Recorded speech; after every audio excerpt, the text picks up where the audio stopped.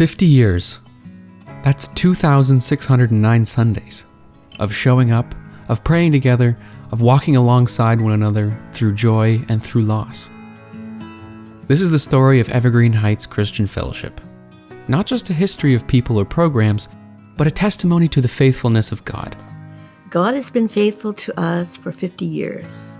This is His work and His ministry. Evergreen. It's a name that reminds us of growth, resilience, and life that keeps going. But I think God's faithfulness is demonstrated not because we're at really good times, but that He took us through the tough ones. Over these decades, the church has changed, but through every chapter, one thing has remained. God has never stopped being faithful. Evergreen started with my husband coming from Winnipeg as a family to Simcoe, Ontario. For a number of years, we drove to Port Rowan every Sunday with the family, pretty well morning and evening, and with time it just got a little too much, and Henry felt led by the Lord to start a church in Simcoe. And then, of course, we moved into the Westland Church for about 10 years. By May 1975, they held their first public worship service at Westland Public School. 45 people, one vision. Almost from the outset, you knew that this was God's plan. We walked in, and within 10 minutes, we had met everybody. And it was great. Evergreen was the only place. It was home. The church started to grow right from the start. It was beautiful. We advertised a lot back in those days. Every Saturday, we would deliver bulletins to the entire neighborhood. People came to faith and were baptized. We had all our testimonies during the service in the morning. And we had advertised in the newspaper in case somebody from the community might be interested in coming. And a couple did come, and they stood up at the end of the service and gave their hearts to the Lord and asked to be baptized. So in the afternoon, they all went down to the Waterford Ponds and were baptized. Campouts and church picnics became part of the rhythm of community life. Family time, lots of good family time. Campouts, picnics, and community. Camping, weekend camping trips to Sandhills, Ryerson. We would bring all the food, we'd eat together, we'd play together, it was great. And we all went to Sandhills. We got together, we made up a menu, everybody took turns cooking, and yeah, we had a really good time. After Pastor Bert's departure in 1979, Herman Plett began serving as part-time pastor, bringing steady guidance through a time of continued growth and transition. As Evergreen grew, so did a longing for a space of their own. In 1982, that vision began to take shape. A parcel of land was secured on Evergreen Hill Road, and the congregation launched a building fund. We had a bike-a-thon. So everyone, all ages, went into that, and we went, 20 miles. We raised over $10,000. Doesn't sound like a lot, but we're talking 70s, late 70s. Banquets, craft sales, and gifts from churches across the country poured in. The architectural plans were drawn by Henry Clausen. It was more than a building project. It was a shared dream. Construction began in August 1984. The project was carried out almost entirely by volunteers, fostering a deep sense of unity within the congregation. The unity in building the church, and it was all volunteer, that meant a lot. On March 10, 1985, Evergreen Heights held its first worship service in the new church building on Evergreen Hill Road. Years of dreaming, fundraising, and volunteer labor had culminated in a place the community could finally call home. The Westland School was very good to us. That we can't thank them enough. But always moving into your own property is always a big event, yeah. Just 1 month later, nearly 500 people gathered for the dedication. With the new building came a new sense of possibility. Ministries expanded, Bible studies and care groups flourished, church picnics, Pascha lunches, and outreach events became part of Evergreen's rhythm of life together. The culture of care remained strong. Evergreen was a community that noticed and responded. We moved with a rental vehicle from Manitoba to here. In those days, in '89, they didn't have storage lockers. So we had checked the church ahead of time, and they were willing to let our stuff store in the back of the fellowship hall for 2 weeks before we moved. So that was our first impressions of Evergreen, and we're very thankful for that, and been here ever since. In 1988, Herman Plett concluded his time as pastor, and John Clausen stepped into the lead role. The years that followed brought growth and change. Evergreen embraced an elder-led model of leadership. After years of sacrificial giving, the mortgage was paid off, freeing the church to dream even bigger. Evergreen was growing not just in size, but in heart. This was more than a building. It was a home shaped by faith, hospitality, and a deep trust in God's continued leadership. In 1995, Richard Martins became lead pastor, stepping into a season that would be marked by a renewed focus, spiritual growth, and deepening connection. Richard, as a pastor, we know his parents well, and then for little Richard to come and be here 14 years, was it? Was good. See somebody that we knew from Winnipeg, of course. In 2001, Evergreen entered a season of reflection and refocusing.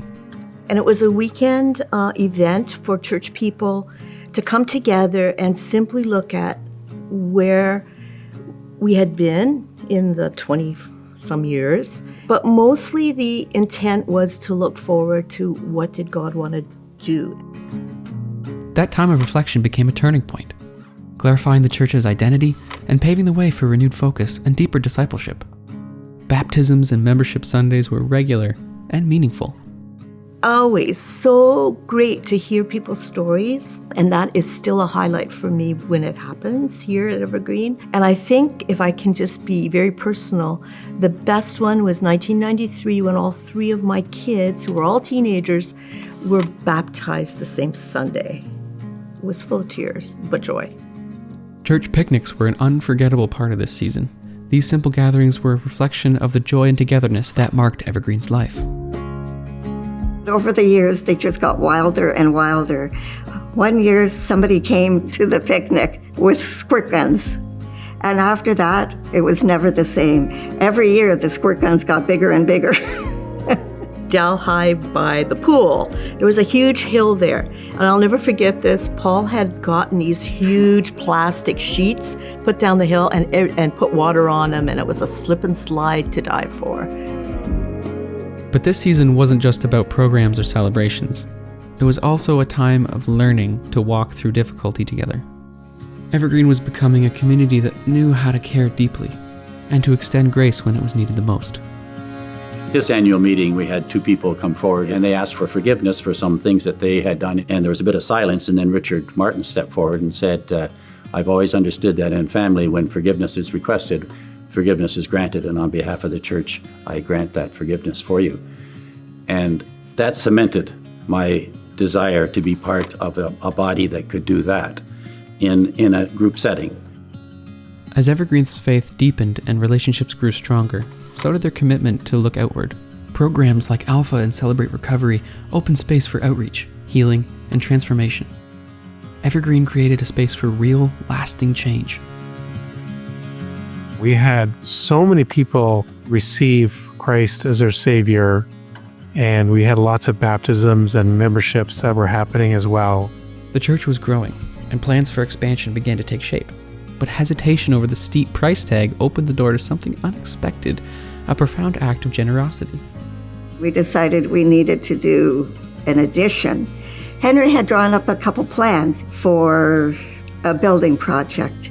And when we found out the price of it, it was like $500,000, and we were all horrified. It was like a communal gasp. So we put the building project on hold because we couldn't imagine spending $500,000. And Henry and Betty Clausen had gone to India. While they were there, they learned of the church. Their local church was just meeting outdoors all the time. They didn't have a facility. When he came back, he had the vision to do a fundraiser for this church to be built.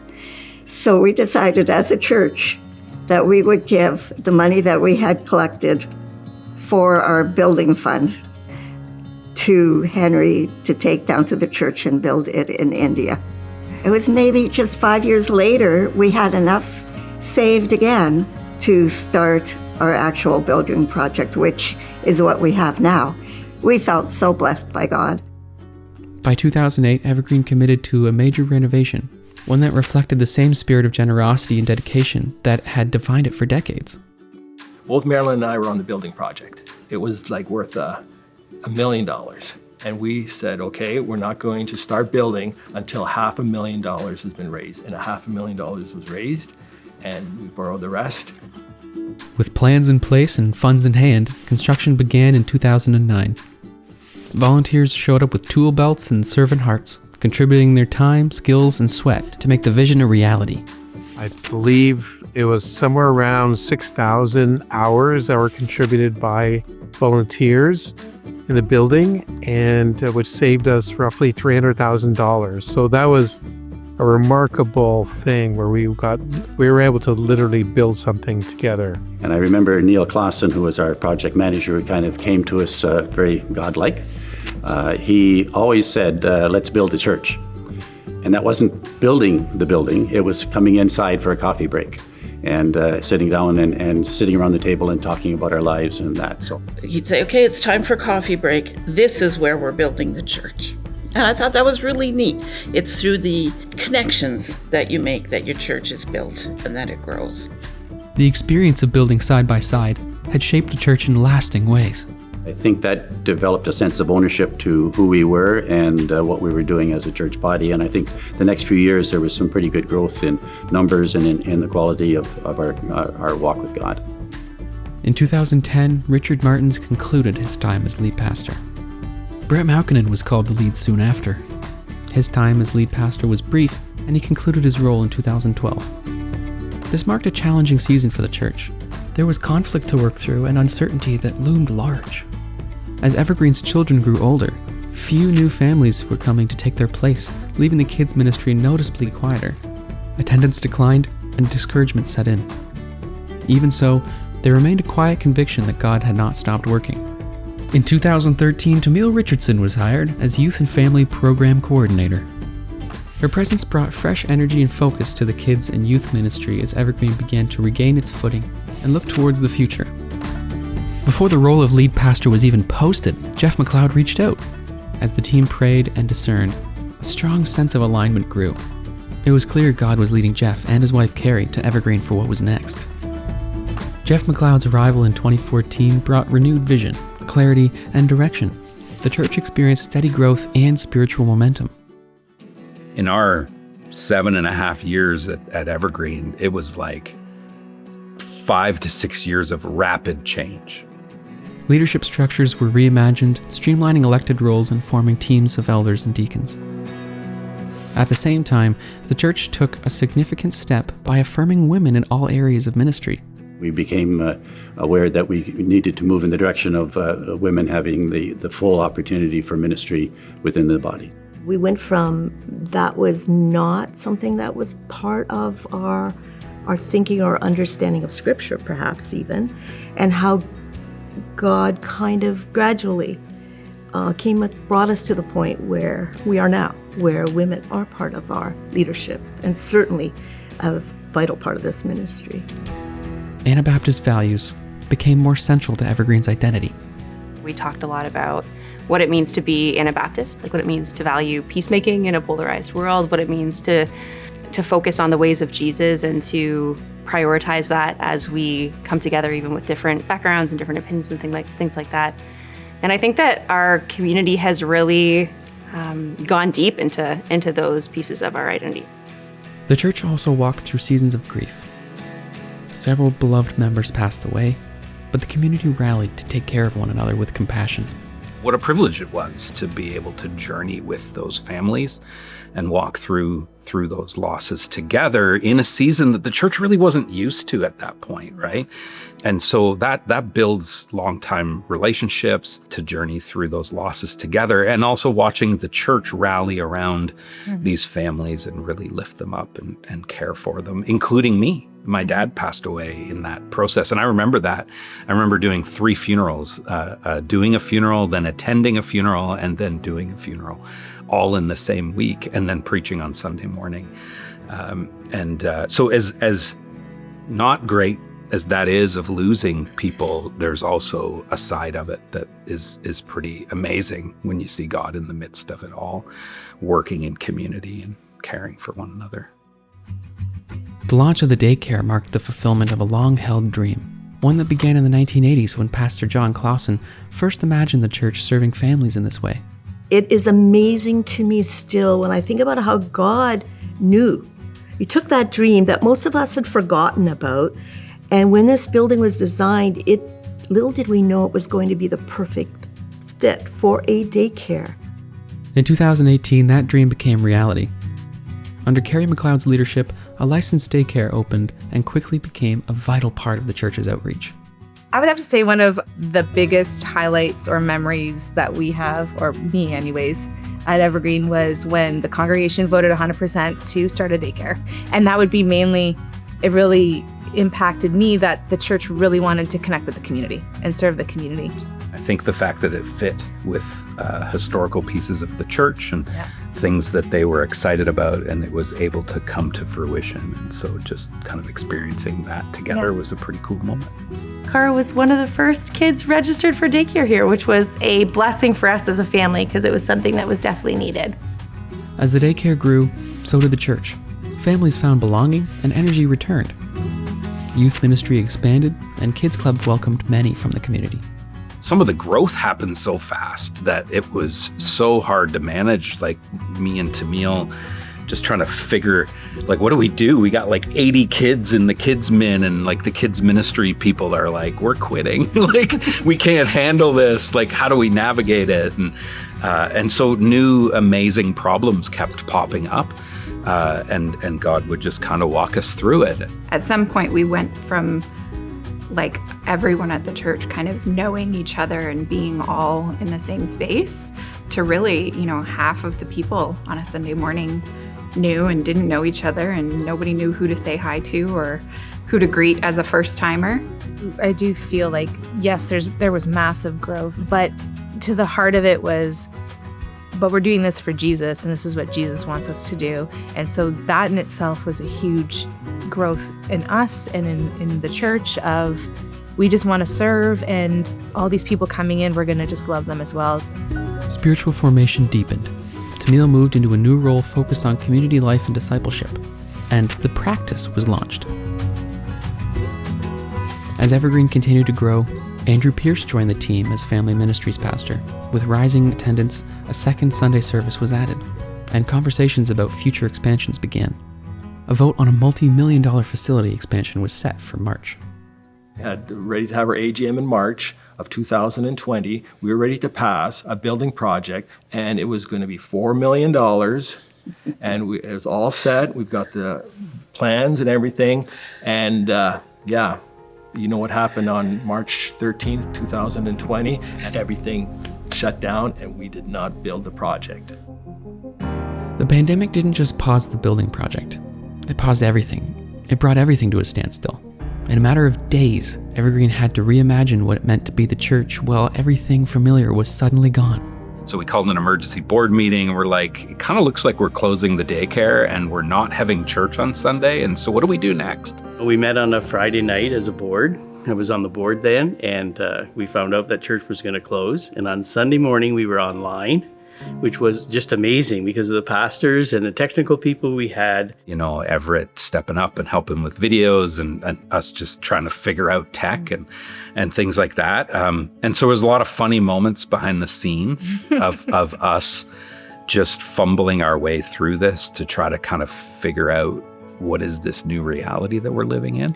One of my highlights that I have from Evergreen is probably working with Pastor Tamil and Pastor Jeff through COVID, working on the online services through that whole transition, getting all the tech, all the cameras, all that stuff set up. I was lucky enough to have just graduated from Fanshawe for film and television broadcast production. So got pretty lucky there, and then even more so got lucky being able to have a job in a society that just had no jobs in film. Everything was shut down, so I got really lucky. And it was very nice to have all that one-on-one time with those two sweet, awesome people. I think Evergreen had a real heart to stay connected as a group, and I remember online AGM meetings through Zoom, also like participating in communion through watching online. I remember my kids always going up and trying to like high five Jeff or Tamil. One of the things that I loved the most was when we would have the kids and families and anyone being involved in, send us this video, we're going to include it in our church service on Sunday, because that really kept a lot of the connection to people, and the faces of our church family were still there and present even when we couldn't be together. I think our posture through COVID was very caring and was rooted in a genuine love and care for our Evergreen community, but also for our broader Norfolk County community as well. And I think that's what united us through that challenging time. It wasn't smooth or easy, but through it all, Evergreen stayed grounded in God's faithfulness and held together as a community. I think it was such a great opportunity to really lean into trusting God and going, okay, God, we have no idea what's happening here. Nobody does. So we're going to just keep trying to serve you the way that we can serve you and help us, like sustain us here, keep us to move forward. And he did. And it was God's good. We went from 2019, having a vision meeting in January, being ready to launch a huge building project, to hitting the pandemic and having to kind of process, what does that mean for us as a church? And I think that one of the things that was really beautiful was coming to that season and really kind of taking a posture of, we don't know what's going on, we don't know what's coming next, but regardless of what it is, we want to be open to what God is wanting to do in us in this. In January 2022, Evergreen entered another season of major transition.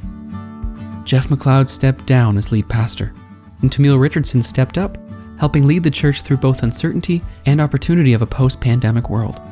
So we were coming out of COVID, and our pastor was leaving, and again, we didn't know how many people were going to come back to Evergreen. Our givings were down, and I can remember a conversation we had with Pastor Tamil, actually, and she had said that she believed that God wasn't done with Evergreen, but we didn't know what Evergreen was going to look like when we came out of that. While a pastoral search team got to work, it became clear that finding the right long-term leader would take time. The board reached out to Keith Shields, a seasoned transitional pastor. We reached out to Keith, but he wasn't going to be available till about 8 months, and we knew that was way too long, so we had to take control, and we started interviewing transitional pastors, and it was maybe 6 months into the process, we're like, maybe we're being told that Pastor Keith is the guy that's supposed to be coming, so we reached back out to Pastor Keith, and he came as our transitional pastor. So again, we were trying to control the whole situation, but God already had a plan. He worked alongside Tamil to pastor Evergreen through the transition. People slowly reconnected, ministries relaunched, a shared sense of identity began to take root again. I think that the church as a whole really pulled together to look for where we wanted to go and how we wanted things to look on the other side of that transition, which is such an exciting thing to know that people wanted this church to still have such good direction and good aim for the future. By the time the search process resumed, Evergreen had grown healthier, clearer, and more unified. The road had stretched longer than expected, but the church trusted God was on the move. In the summer of 2023, Stephen Sisink applied for the role of lead pastor at Evergreen Heights. There was a strong sense of alignment between Stephen's gifts and Evergreen's values. Coming to Evergreen, I really appreciated the involvement that everyone had. And so I appreciated even just the how you guys navigated post-COVID and just sharing with one another and trying to find common ground. And I think the seriousness to handle scripture well, intelligently, deeply, that's not always done well in churches. And I appreciate that people came from a lot of different backgrounds. And also the young families is really important. That shows the health of a church. And so I would say those are the things that have really stood out to me and drew me to Evergreen. With Stephen's arrival, Tamil Richardson transitioned back to her role as associate pastor, and Evergreen stepped into a new chapter. That fall, new and renewed ministries began to take shape. Around the Table was launched, The Practice returned, and North of 55 was introduced. In the past, a church that Jeff and I have attended, they have a very vibrant seniors ministry. I thought, wow, that's something that I thought the community could use and I would be a part of, and we could make some new friends and have fun together, and that's really where it evolved. We've never had a seniors group, and we've seen that there's been a need, but we needed somebody to come along who had the energy to start it. Now we do, and it's going well. It's going really well. It's a lot of fun. I enjoyed it. Community life deepened through life groups, with many forming new relationships and rediscovering connection. There's a number of people from our community in Waterford that wondered if we would help out with leading the small group. So we thought about it and did. And yeah, we ended up with a good group of people that we've been able to establish relationships with. I think life groups are very important, and I know that that's a priority for the church here. The sound of children once again fills the halls. And just to see the children nowadays, Henry from heaven,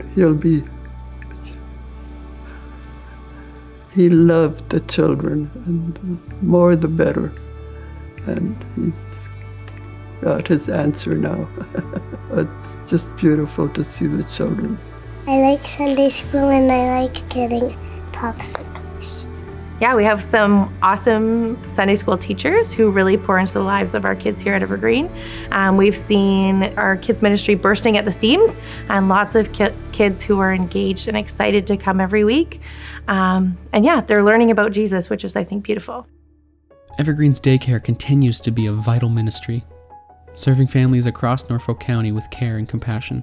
I've seen God work through the daycare at Evergreen, just in providing service to so many families. The wait lists in this area especially are always growing. Our wait list currently stands at almost 650 unique children. So even being able to put like the smallest dent in that is huge. We've had moments where we've offered our pantry to families. We've had moments where we've helped families by, paying their bill. So that's just been really amazing. And these kids get to come in and experience the love of God and the love of Jesus through these educators, and just the way they care for, love these kids. The way that they teach them, and just everything they do to provide for them is just amazing to see. We're more than just a business. We're not just in it for money. We're not just in it for profit. I think that alone really just showcases the love of God and the love that we as citizens of Evergreen Heights can bring forward to our community. New faces continue to walk through the doors, drawn by a sense of welcome and authenticity.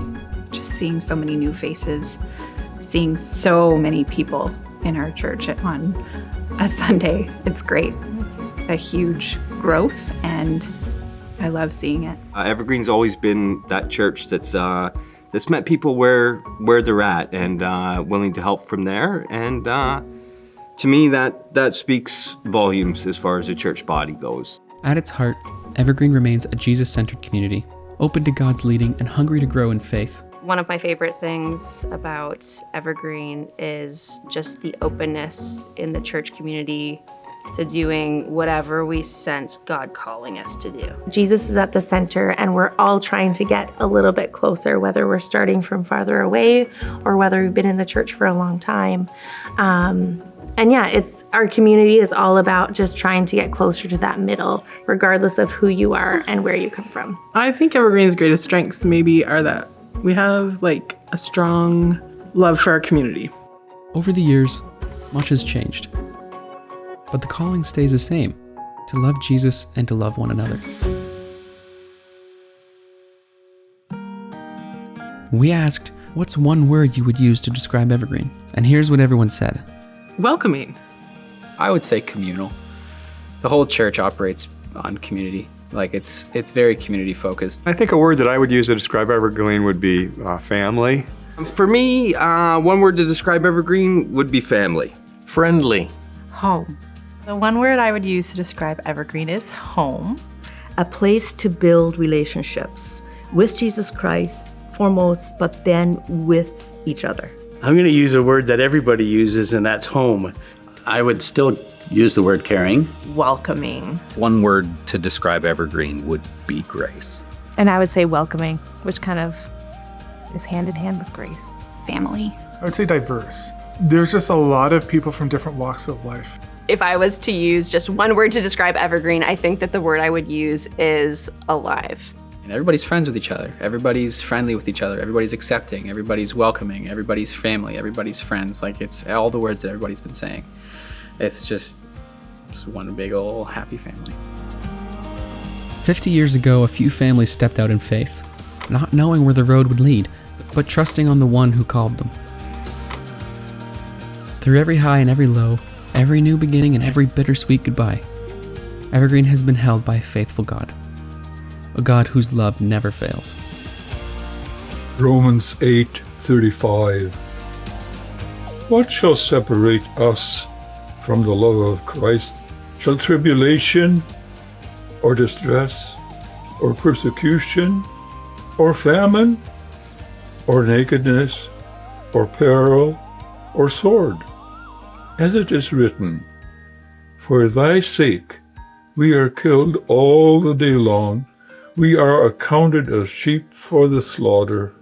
In all these things we are more than conquerors, through him that loved us.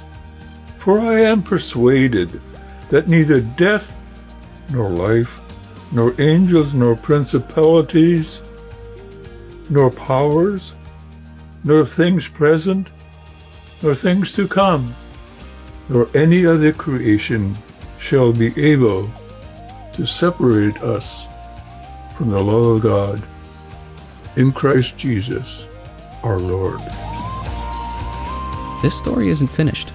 It continues every time someone says yes to Jesus, every time grace is extended, every time love is made visible in our community. As we look ahead, we do so with confidence, not in our own strength, but in the unshakable love of God.